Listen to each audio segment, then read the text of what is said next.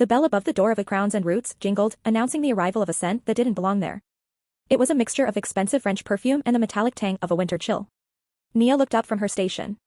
She was midway through a complex feed and braid pattern, her fingers moving with the dexterity of a surgeon and the rhythm of a drummer. Nia Okeke loved Saturdays. Monday through Friday, she was Dr. Okeke, the department head of anthropology at the State University, a woman who published papers on ethnomathematics and sub-Saharan aesthetics and lectured in lecture halls filled with 500 students.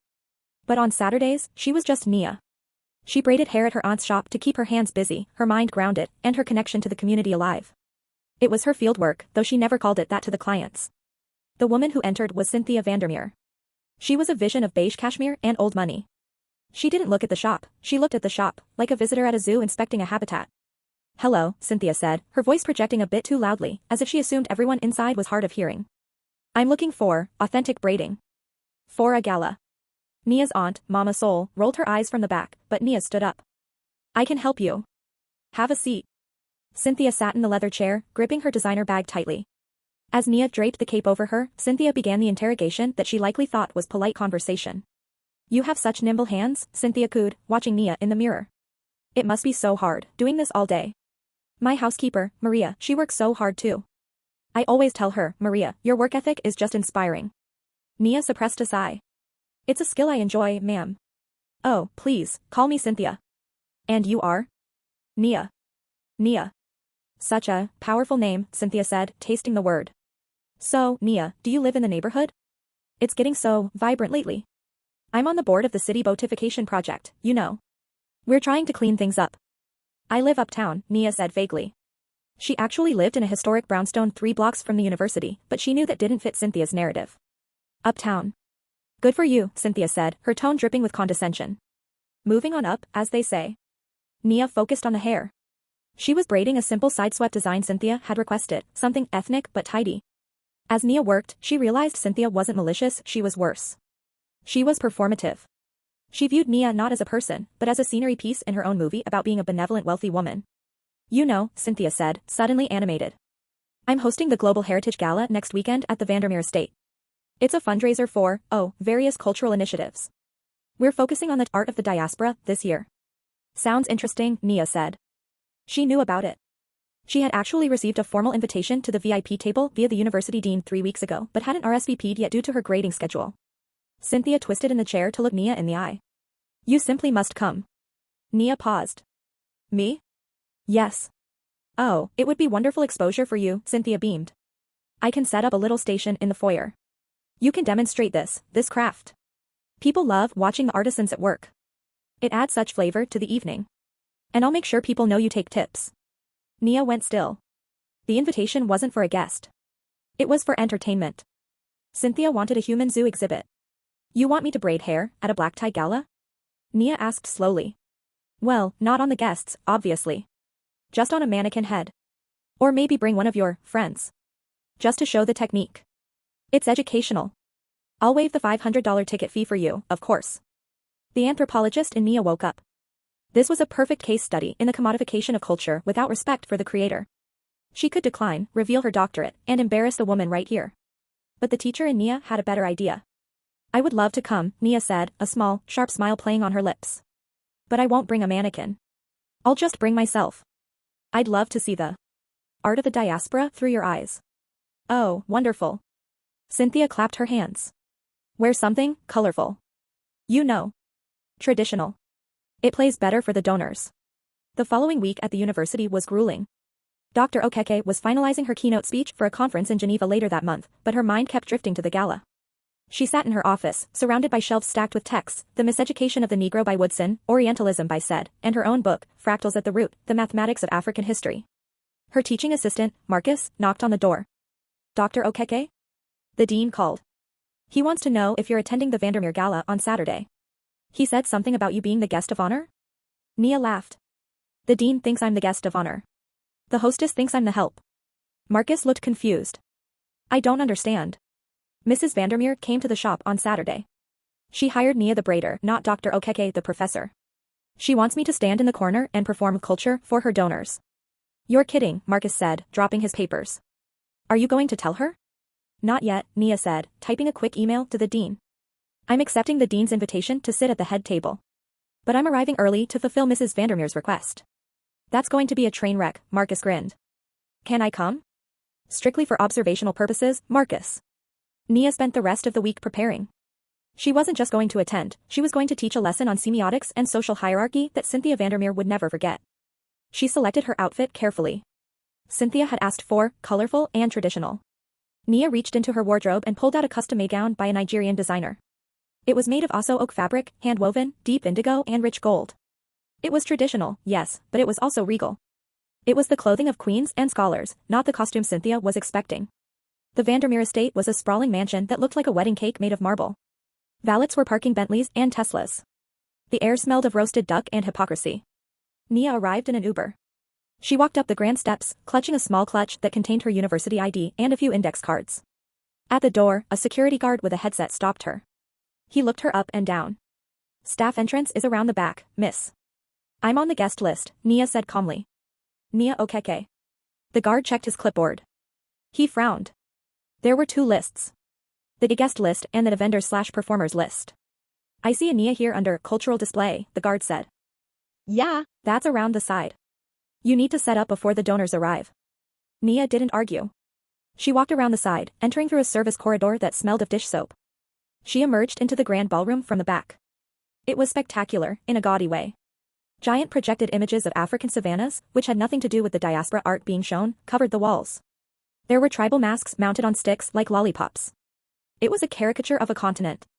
Cynthia came rushing over, a glass of champagne in one hand. She was wearing a silver dress that cost more than a car. Nia. You're here. Cynthia whispered loudly, grabbing Nia's arm. And oh, look at that dress. Very authentic. A bit formal for a vendor, but it works. It adds dignity. Where would you like me, Cynthia? Nia asked. Over there, Cynthia pointed to a small table near the bar. It was draped in Kent cloth, which was upside down. Just stand there. If people ask, tell them about the struggle. The soul of the hair. I don't know, make it poetic. I have to go greet the mayor. Cynthia bustled away. Nia walked to the table. She didn't stand behind it. She stood in front of it. She watched as the room filled up.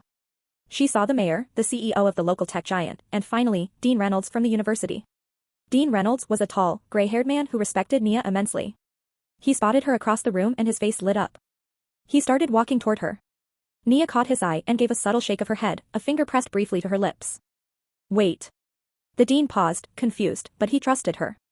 He nodded and veered off to grab a drink, watching her from a distance. For the next hour, Nia endured the rich anthropologist experience.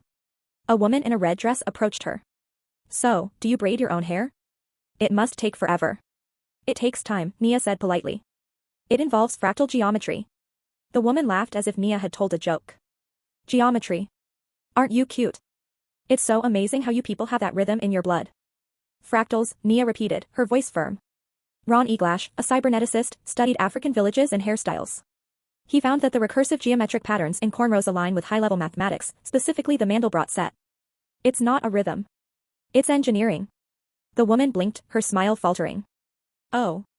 I need a refill. She scurried away. A man approached next. He was holding a checkbook. Cynthia says we can tip you. I don't have cash, but I can write a check for your little business. What's it called? Braids with a Z? I don't own the shop, Nia said. And I'm not accepting tips tonight. But you can donate to the university's anthropology scholarship fund. University? The man frowned. Why would I do that? Because education cures ignorance, Nia said pleasantly. The man huffed and walked away. Then came the main event. The speeches. Cynthia took the stage. The lights dimmed. A spotlight hit her silver dress. Welcome, friends, she announced into the microphone. Tonight is about connection. It is about bridging the gap between our world and the vibrant, raw culture of the heritage communities. We have art, we have music, and we even have a live demonstration of traditional hair weaving in the corner. Give a wave, Nia. The spotlight swung to Nia. Nia didn't wave. She stood perfectly still, her chin raised, looking like a statue of judgment. She's a bit shy. Cynthia laughed nervously. But tonight, we have a special surprise. We were supposed to have a keynote speaker, the famous Dr. Okeke from the State University. I haven't met her yet, but I'm told she is the leading voice on African cultural history. Is Dr. Okeke in the house? Silence filled the room. Dean Reynolds stepped forward from the crowd. He took a microphone from a stand. Actually, Cynthia, the dean said, his voice booming. Dr. Okeke has been here all night.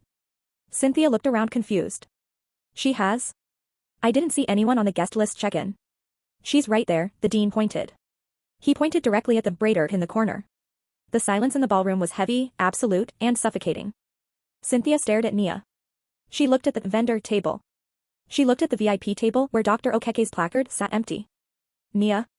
Cynthia whispered into the hot mic, you're the doctor? Nia began to walk toward the stage. She didn't walk like a service worker hoping for a tip. She walked like a tenured professor entering a lecture hall. The crowd parted for her. The rustle of her oso gown was the only sound in the room. She walked up the stairs to the stage.